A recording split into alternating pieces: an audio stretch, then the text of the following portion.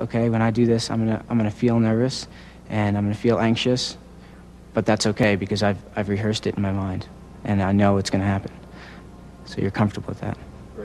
Before a tournament, usually I use mental rehearsal or imagery to imagine what can happen at a tournament. I imagine what the stadium will look like, or the other players who will be there, the kind of table, the floor, the whole setting, everything, the smell, sound, sight.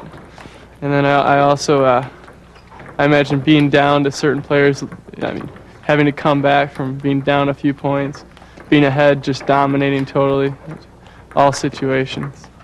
I use visualization a lot during a match, usually in between every shot. I'm a little bit slower of a shooter because I do see myself shoot a 10 before I even pick up the gun to shoot the shot. That's what I'm visualizing. And then when I've seen that and know what it looks like, I pick the rifle up and shoot a 10. And a third way to stay focused during competition is to use a cue word, a word or phrase that reminds you exactly what you need to do in the competition. During certain times of the race, I know it sounds corny, but I say now, now, now. And what I mean now is the time to pick it up, now, go. And so that's kind of a positive reinforcement. I say to myself, that sounds kind of corny, but try it in a race and it kind of works. Santos getting forward, an excellent race. It's a lot closer than I think a lot of people expected. Look at him turn it on. The turnover is increasing. Santos is actually coming up on Berryman. Berryman in 4, Santos in 5. Berryman just slightly ahead, and Santos is right with him for the touch. And it is Santos, 2:13.50. What a surprise! Santos wins by 4/100ths of a second, beating his teammate. This is a major upset. Let's summarize what we have learned about staying calm and focused under pressure. Step 1, learn what energy level works best for you. Step 2, through observation and feedback from others, figure out if your energy level is too high or too low at competition. Step 3, learn how to calm down or psych up in order to fit your needs.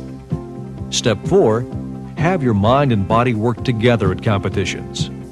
Step 5, learn mental skills such as developing a mental routine using positive self-talk, positive imagery, and cue words to help keep your mind focused and concentrated at competition.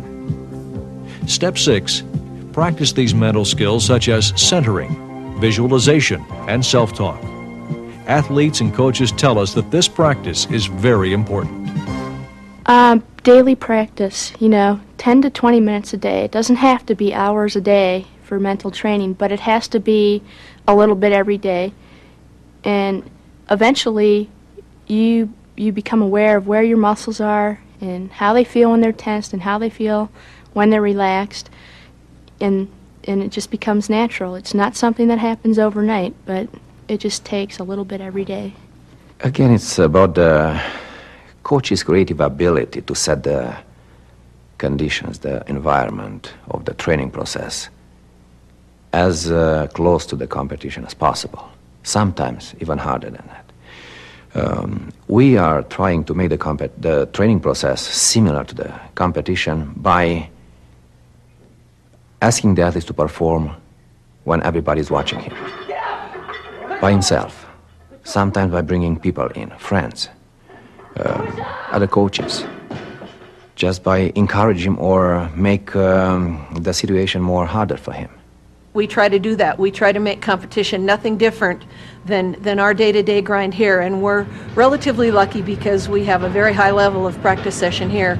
So when we do go to the World Championships, we try to make it the same, and we don't make it special, and we don't make it different, and we try to make the run-throughs the same, the order that we do things the same, getting up and trying to eat the same. We don't even eat different at competition time.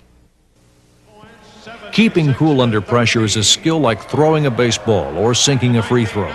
It can be learned by all athletes, and it should be, because learning to keep cool under pressure is critical to having fun, enjoying competition, and doing your best.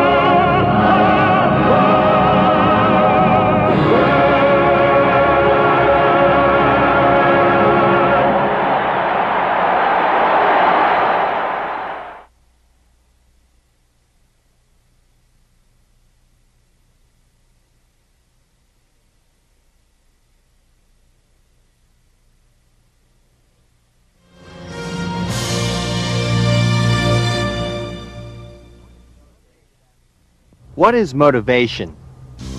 A motivated athlete trains hard every day. A motivated athlete gives 100% at practice, even when she doesn't feel like it. A motivated athlete achieves his objectives. On this tape, you'll be hearing from some great young Olympic athletes about how they stay motivated.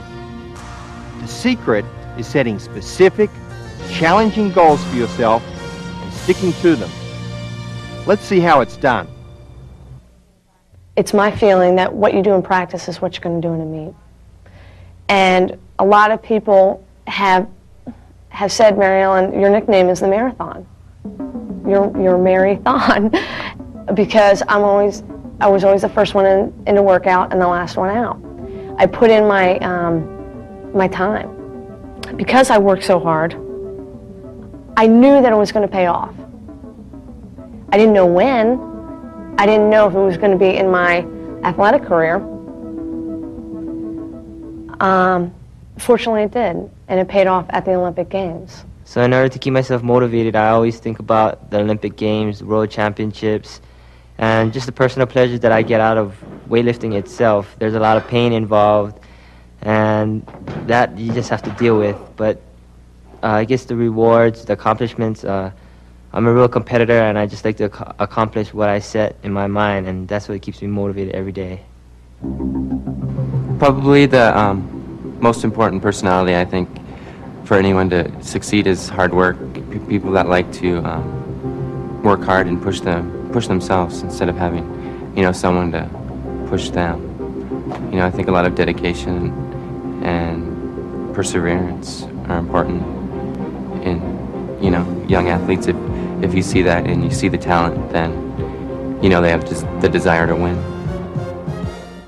But how do you keep working hard day in and day out when you don't feel like it? Top athletes and coaches have found that setting goals is the key to staying motivated. Yeah, I use a lot of goal setting in my swimming athletics. I tend to make one long-term goal and then make little steps along the way, but it's not vitally important that I make, necessarily achieve all the goals along the way, as long as I keep moving towards that big goal.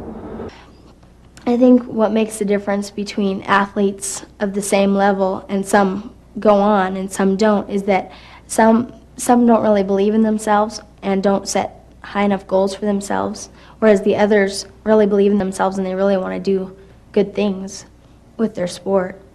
I think goal setting has helped me a lot since I've been here at the training center. When I first got here, I didn't really know anything about goal setting, but through help of sports psychology and everything like that, I learned to set goals, how to do it properly, and build up from small to big and not make goals too hard or too easy.